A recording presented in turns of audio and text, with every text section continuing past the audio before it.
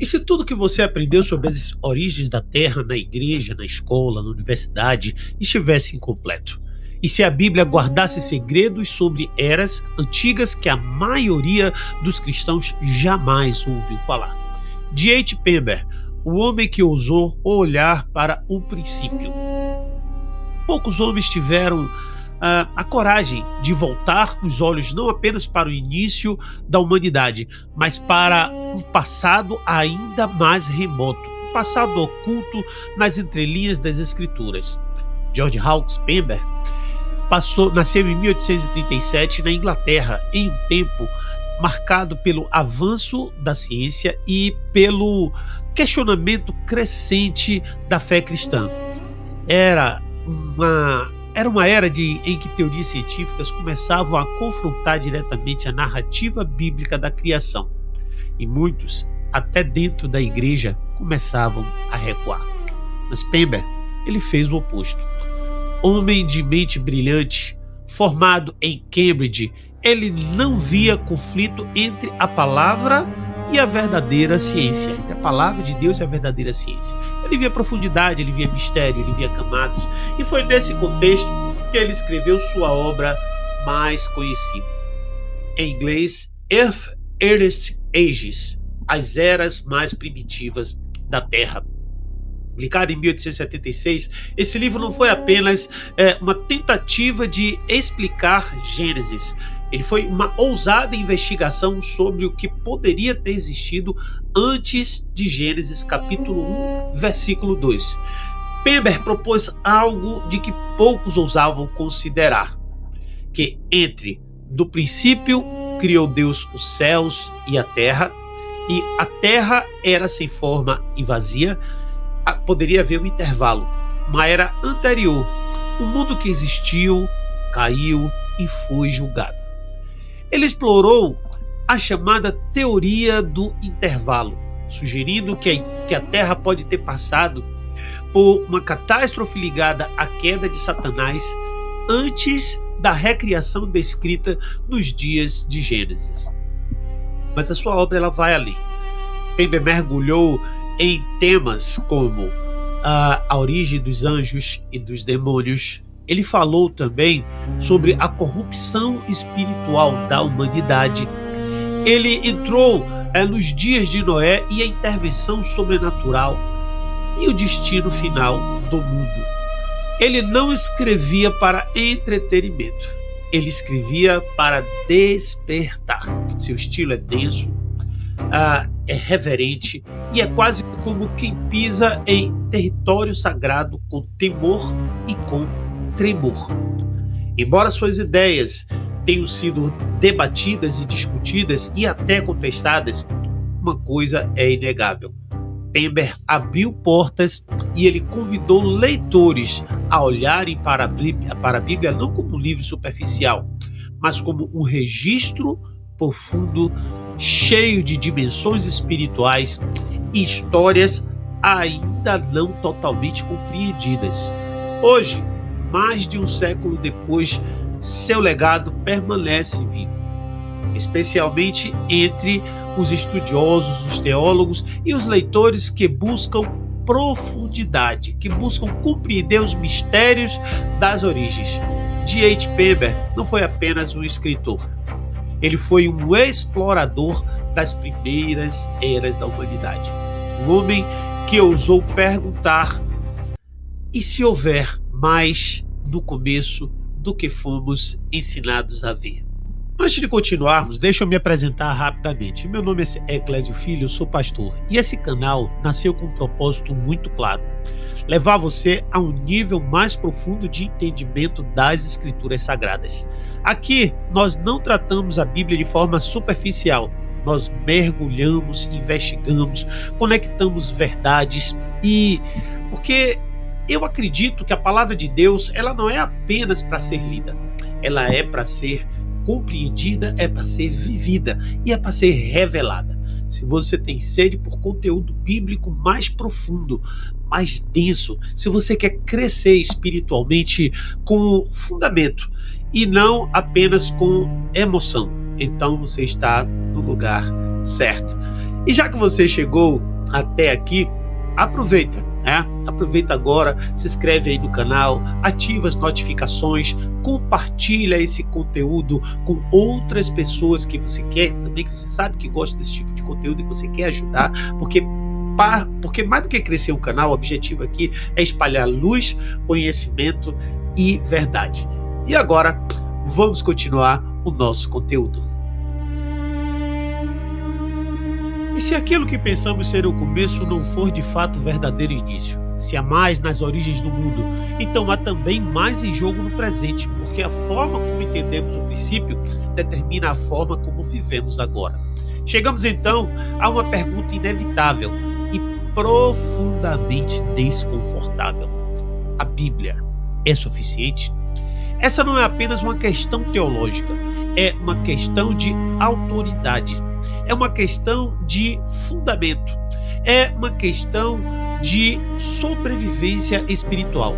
Vivemos em uma era singular, uma geração marcada por avanços tecnológicos impressionantes, por descobertas científicas constantes e, ao mesmo tempo, por uma crescente desconfiança em relação às Escrituras Sagradas. E o mais alarmante de tudo, essa desconfiança não vem apenas de fora da igreja, ela também nasce dentro dela. Hoje, a palavra de Deus não é rejeitada apenas por ateus ou céticos declarados, mas muitas vezes ela é relativizada por aqueles que afirmam crer nela, interpretada conforme a conveniência, adaptada à cultura suavizada, não para confrontar. E é nesse cenário que três forças principais se levantam como desafios diretos à autoridade bíblica. A primeira delas é o cientificismo, não a ciência verdadeira, que observa, investiga e descobre, mas a ciência elevada ao status de verdade absoluta. Uma ciência que não apenas estuda o mundo, mas tenta explicar sua origem sem Deus.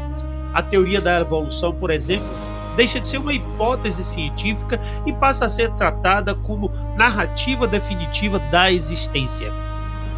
Pouco a pouco, a criação ela é substituída, o Criador ele é removido e o homem passa a ser apenas o resultado de processos aleatórios, sem propósito, sem origem divina, sem responsabilidade eterna. Mas, quando se remove Deus do início, inevitavelmente se remove Deus no fim. E a segunda força é o sincretismo religioso, uma mistura sutil, porém perigosíssima. Vivemos em uma época em que tudo parece poder coexistir. Cristianismo com espiritualidade oriental, evangelhos com práticas esotéricas, Bíblia com misticismo. Verdades são misturadas, doutrinas são diluídas e aquilo que deveria ser puro torna-se confuso. O problema não é apenas a existência de outras crenças.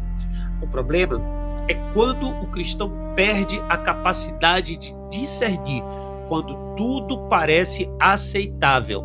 Nada mais é absoluto. E quando nada é absoluto, a verdade deixa de existir. Então, chegamos à terceira e talvez a mais silenciosa ameaça: a ignorância teológica. Não uma ignorância por falta de acesso, mas por falta de interesse. Vivemos na geração com mais Bíblias disponíveis da história, e ainda assim com menos profundidade no conhecimento das Escrituras Sagradas. Muitos cristãos sabem o que sentem, mas não sabem o que creem. Falam de fé, mas não compreendem doutrina, o ensino da palavra. E principalmente, ignoram completamente o que a Bíblia ensina sobre o mundo espiritual. Sobre anjos, sobre demônios, sobre guerra espiritual, sobre realidade invisível que opera ao nosso redor e muitas vezes dentro da história humana. E é exatamente aqui que o trabalho de Pember se torna tão importante, tão relevante, porque ele não escreveu para entreter, para divertir, nem para especular sem fundamento.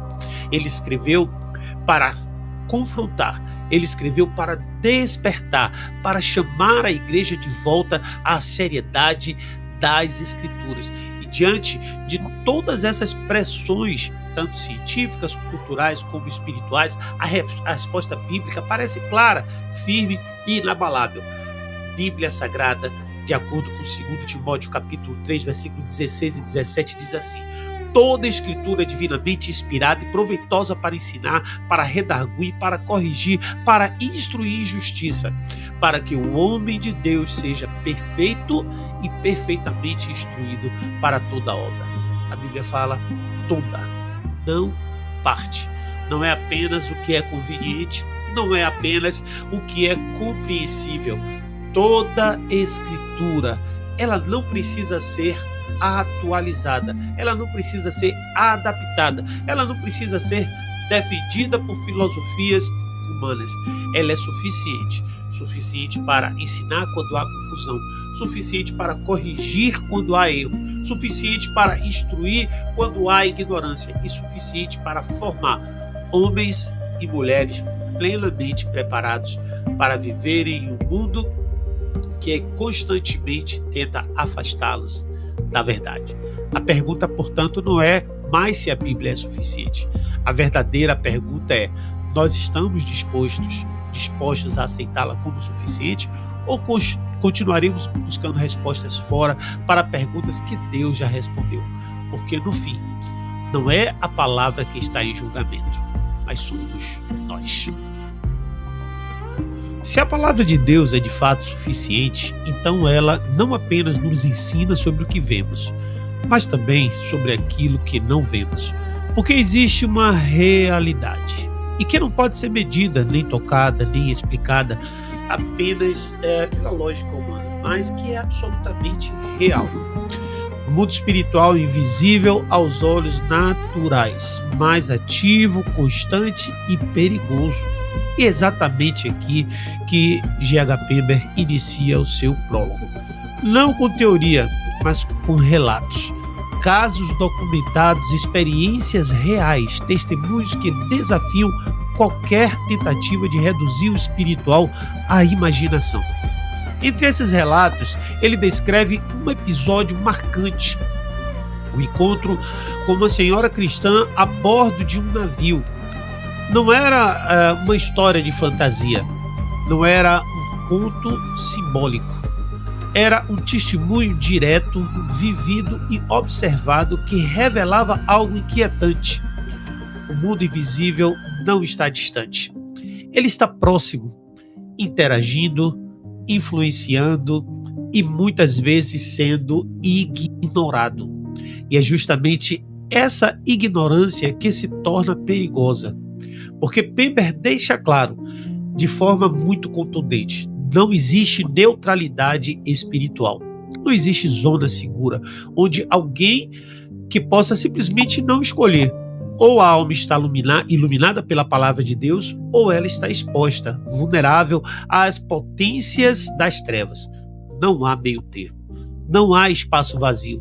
Se não for preenchido pela verdade, será ocupado por outra coisa. E isso não é uma ideia isolada. Essa é uma realidade já declarada nas Escrituras. Efésios capítulo 6, versículo 12 diz: porque não temos que lutar contra carne ou contra sangue, mas contra os principados, contra as potestades, contra os príncipes das trevas desta era, contra as hostes espirituais da maldade nos lugares celestiais. A luta não é apenas invisível, não é apenas humana, não é apenas psicológica. Existe uma guerra espiritual. E ela acontece em níveis que muitos sequer consideram. Mas então surge uma pergunta inevitável. Se isso é tão claro na Bíblia, por que a igreja moderna fala tão pouco sobre isso? Por que temas como mundo espiritual, batalha espiritual, influência demoníaca são frequentemente evitados? A resposta que Pember sugere é desconfortável. A igreja ficou em silêncio, e onde há silêncio sobre a verdade, outros levantam suas próprias versões. O resultado: um vácuo. E esse vácuo, ele não permanece vazio por muito tempo. Ele é preenchido pelo ocultismo, pelo esoterismo, e por práticas espirituais que prometem poder, mas que operam fora da verdade de Deus. Enquanto isso, muitos cristãos permanecem despreparados, sem discernimento, sem entendimento, sem consciência da realidade espiritual que os cerca. E aqui está o perigo real. Ignorar o mundo espiritual não faz com que ele deixe de existir. Faz apenas com que você esteja mais vulnerável a ele. Porque uma batalha que você não conhece é uma batalha que você não sabe como lutar. E uma guerra que você não entende é uma guerra que você pode perder sem perceber. Pember não escreve para causar medo. Ele escreve para despertar consciência, para tirar a igreja da superficialidade e trazê-la de volta à seriedade da realidade espiritual. Por que compreender isso muda tudo? Muda a forma como você ora, muda a forma como você discerne, muda a forma como você vive e, acima de tudo, muda a forma como você se posiciona. Porque no fim, não se trata apenas de saber que existe um mundo espiritual. Se trata de entender de que lado você está e sob qual autoridade você vive. E se essa realidade espiritual é tão séria, tão ativa, tão presente, então precisamos voltar ao ponto mais básico, ao fundamento de tudo, ao início. Porque entender o mundo espiritual começa com entender o princípio de todas as coisas.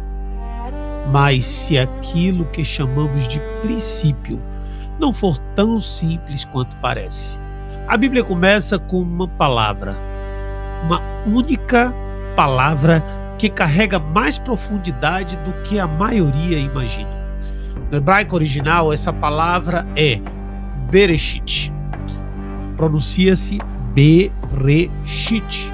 É a primeira palavra da Bíblia e geralmente é traduzida de forma direta como no princípio. Mas aqui está o ponto crucial. Bereshit não afirma necessariamente o começo absoluto de tudo. Ela indica o início que não define que não houve nada antes. E essa nuance muda completamente a forma como lemos o texto, porque se não é o começo absoluto, então estamos diante de uma abertura, de uma porta, uma possibilidade de que exista algo anterior. Algo que não está descrito explicitamente nessas palavras, mas que pode estar implícito. E é exatamente esse fio que Pember começa a puxar. Não como alguém que inventa teorias, mas como alguém que observa o texto com atenção, com reverência, com profundidade. Gênesis capítulo 1, versículo 1 diz assim: no princípio Deus criou os céus e a terra. Agora observe, o texto não explica quando esse princípio acontece dentro da eternidade. Ele apenas declara que naquele momento Deus criou os céus e a terra. Mas o que existia antes desse ato? O texto não responde. E é nesse silêncio que muitos simplesmente passam adiante. Mas Pember decide parar, observar, investigar. E não é apenas a palavra Bereshit que carrega profundidade. O próprio nome de Deus usado nesse versículo também revela algo impressionante. No hebraico, o nome é Elohim, que pronuncia-se Elohim. E aqui está o detalhe: Elohim está no plural, um plural de majestade, mas que ao mesmo tempo já aponta para uma realidade mais profunda.